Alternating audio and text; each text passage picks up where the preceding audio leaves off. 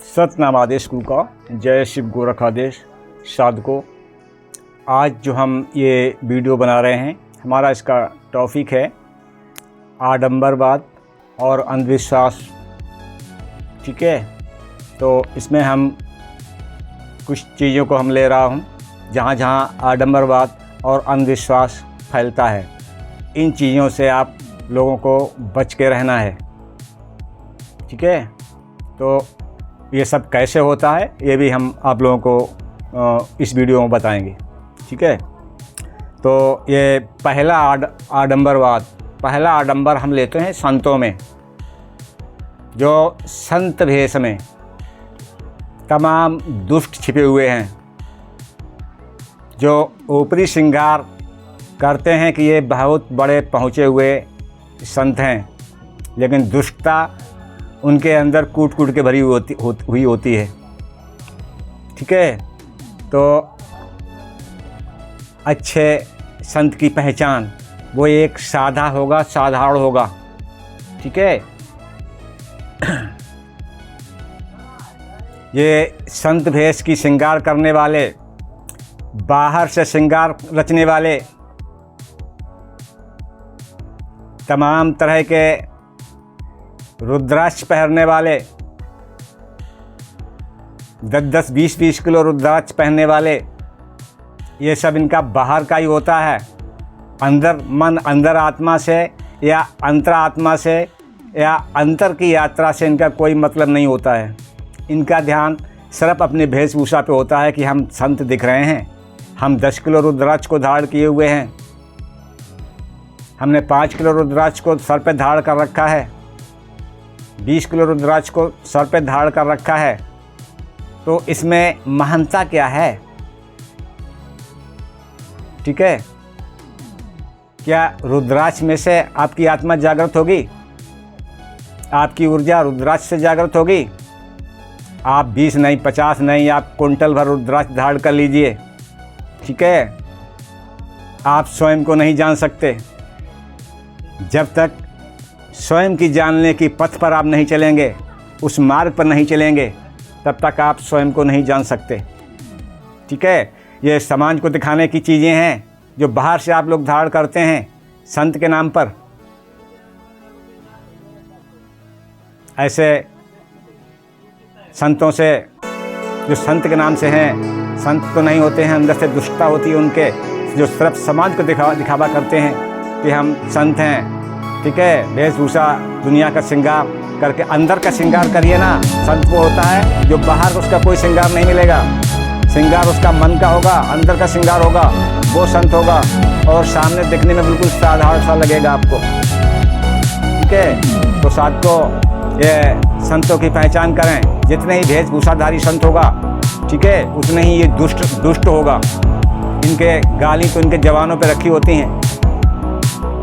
तो ये हमने संतों की बात की, संतों के श्रृंगार की बात की।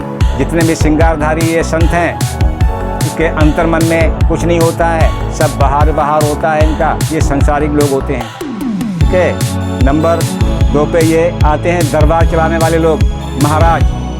महाराज बन के बैठते हैं ऊंचे आसन पे, जैसे स्वयंभू भगवान यही हों। लोगों को गुमराह करना, शब्द जाल से लोगों को गुमराह करना इनकी मेन धंधा होता है। ठीक है, इनका बिजनेस शब्द जाल का होता है, जो जनता गुमराह होती है और इन दरबारों में भीड़ अंधे की तरह टूटते हैं, जिन्हें स्वयं का ज्ञान नहीं होता। वहाँ से ये पाते कुछ नहीं, सिर्फ नुकसान करके आते हैं वापस। ठीक है, तो इनके दरबार किस तरह से चलते हैं?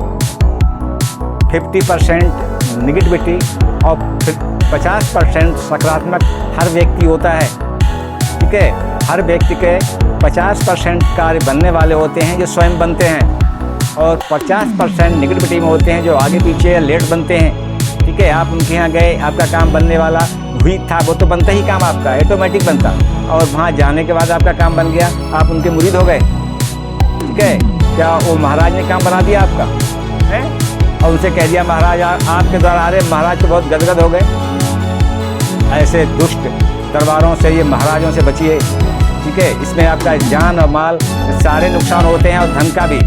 आप देखते हो कि कितने एक के पीछे एक भीड़ भागती है। यहाँ एटा के पास की घटना तो आप सुन चुके हैं कि जिसमें कितने 125 लोग मरे थे वो भीड़ में। ऐसे महाराजाओं से बचो, कहीं भीड़ में जाने की ज़रूरत नहीं है। भगवान को पाने के लिए कहीं एक कदम आगे बढ़ाने की ज़रूरत नहीं है, ठीक है। अपने काम के लिए प्रार्थना करनी है तो आप अकेले सिर्फ आपको मन को एकाग्र करके यूनिवर्स यानी ब्रह्मांड बिल्कुल एकाग्र करके आप प्रार्थना करिए तो आपकी प्रार्थना स्वीकार होगी। आपके घर पर किसी दूसरे के कहने से आपकी प्रार्थना स्वीकार नहीं होगी, ना उस दूसरे का कंटेक्ट है यूनिवर्स से, वो आप लोगों को गुमराह करता है, ठीक है। तो इस तरह के दरबारों में जाना बंद करें, जब ही आपका भला होगा। आप धन का भी हानि करते हैं और देखते हो घटनाएं होती हैं तो जान भी देते हैं, जान भी चली जाती हैं। एक्सीडेंट होता है तो हाथ पैर भी टूट जाते हैं, रास्ते में होते हो गाड़ियाँ पलट जाती हैं, तो आपका जो महाराज तो नहीं रोक पाता है ना। अभी हमने सुना है, अभी 2-3 ये खबरें आ रही हैं, ये गिरने से फला के कार्यक्रम में भीड़ में इतने लोग मर गए, उतने लोग मर गए। भैया क्यों मरने के लिए जाते हैं आप लोग?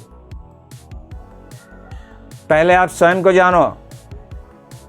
ये भीड़ भाड़ वाले लोगों से, ये भीड़ इकट्ठा करते हैं, इन लोगों से बचिए, तब आप सुरक्षित हैं, नहीं तो आप सुरक्षित नहीं हैं। ऐसे अंधविश्वास से बचें, भ्रामक लोगों से बचें। कोई महाराज ये कॉन्ट्रैक्ट वाला काम नहीं करा देगा। काम होना या न होना आपके कर्म कारण और कार्य पर निर्भर होता है। कोई दूसरा आपका काम नहीं करा सकता, कोई भी। तो साधकों, ये वीडियो हम इसलिए बनाया है कि हम देख रहे हैं कि बहुत जनता गुमराह होकर अपने धन और यानी जान तक गंवा बैठते हैं। कौन जिम्मेदार होगा इसका? ये हम देखते हैं लोगों को गुमराह करके, जो सत्ता के करीब जो महाराज बन के बैठे हुए हैं, लोगों को गुमराह करते हैं। इतनी भीड़ बुलवा के, उस भीड़ पर अगर महाराज हैं तो भीड़ में ये घटनाएं क्यों होती हैं, ठीक है। ऐसे महाराजाओं से बच के चलो। ये झूठे और मक्कार लोग होते हैं, इनके पास कोई शक्ति नहीं होती किसी प्रकार की। ये सिर्फ ट्रिक जाल होता है, पर्चा लिखना, पर्ची बनाना, ये एक ट्रिक्स होती है। आप उसके जाल में फंस जाते हैं। तो साधकों, ये मैं आपसे कहना चाहता हूँ कि ये इन लोगों से बचो। और तंत्र क्रिया, जो तांत्रिक लोग बैठे हैं अपना वेशभूषा बना के तांत्रिक का, इनसे भी आप बचें। मान लिया यदि आपको एसिडिटी इन्फेक्शन हो गया। एसिडिटी इन्फेक्शन में क्या होता है कि आपके पैरों के नीचे यहाँ पे तनाव सा बन जाता है, तो जो हमारी अपान वायु बाहर निकलने की बजाय ऊपर को चढ़ने लगती है, ठीक है। आपको लगता है कि हमारे शरीर में कोई दैवी शक्ति घुस गई है। जब ये एक दूसरे में वायु अपान समान जो अपान बयान उदान में घुसने लगती है तो हमारा डिस्टर्ब शरीर होता है और ये हमारा बेचैनी बढ़ती है, ठीक है, घबराहट होती है। ऐसी स्थिति में आप तांत्रिक और ओझाओं के पास जाते हैं, ठीक है, तो वो वहाँ पे आपके अंदर 2-3 भूत बिठाल देता है। खबीस ब्रह्म रक्कस फला नाम लेके आपकी कॉन्शियस में बिठाल देता है। फिर क्या होता है, आपके ऊपर प्रतिक्रियाएँ होने लगती हैं उनकी। आपका माइंड अनकंट्रोल हो जाता है, आप बकवास करने लगते हैं। तो वहाँ जाके आप ठीक तो नहीं होते हैं, बल्कि आप बढ़ जाते हैं। ऐसे तांत्रिक दरबारों से, ओझाओं से आप बचें। ये आपको सही करने की बजाय ये आपको अंदर बीमारी बिठाल देते हैं, मन की बीमारी जिसे कहते हैं। तो साधकों, ये आज हमने वीडियो मैंने इसी टॉपिक पे बनाया है और हमारा जहाँ तक ये वीडियो पहुँचे इसको पहुंचाने की कोशिश करें। हमारे वीडियो को शेयर करें, ठीक है, और उसको सब्सक्राइब करें, जिससे अन्य लोगों के पास ये हमारा वीडियो पहुंचे और उन्हें ये अंधविश्वास जैसे लोगों से छुटकारा मिले।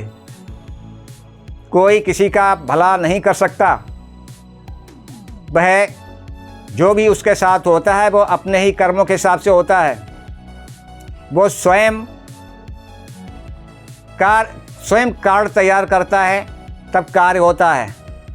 अगर कारण को ध्यान में रखे, कार्य को करे, ठीक है, तो ये स्वयं से घटित होता है, किसी दूसरे के द्वारा नहीं होता है। इन तांत्रिक ओझाओं से बच के रहिए, ठीक है। इसी में आपकी भलाई है। आप तन मन धन सब खो बैठते हैं इनके पीछे। तो साथ को हमारा इतना ही कहना है कि अंधविश्वास से बचें, आडंबरी और शब्द जाल वाले गुरुओं से बचें, जो सिर्फ शब्दों के जाल से आपके ऊपर छवि छोड़ते हैं और आप उसमें फंस जाते हैं और जान गंवाते हैं। ठीक है, अंधविश्वास वाली जगह और भीड़ भाड़ वाली जगह, ऐसे उत्सवों में आप बिल्कुल कदम न रखें। ये हमारी चेतावनी है आप लोगों के लिए, आपकी सुरक्षा के लिए। बिल्कुल जाना नहीं। ठीक है, बहुत अपना कार्य हो तो जब बहुत ज़रूरी हो तभी मतलब बल्कि भीड़ भाड़ वाले वो टाइम चेंज करके आप जो उस जगह पर जा सकते हैं, लेकिन इन दरबारों में आप लोग बिल्कुल न जाएं। ये ठग और प्रपंच लोग बैठे हैं जो आपका शोषण करते हैं। ठीक है, ये वीडियो हम यहीं पर समाप्त करते हैं। धन्यवाद। साथ को ये चैनल को सब्सक्राइब करना और शेयर करना जो हमारी वीडियो अन्य लोगों के पास पहुँचे। धन्यवाद। जय शिव गोरखाधीश, सतनाम आदेश गुरु का।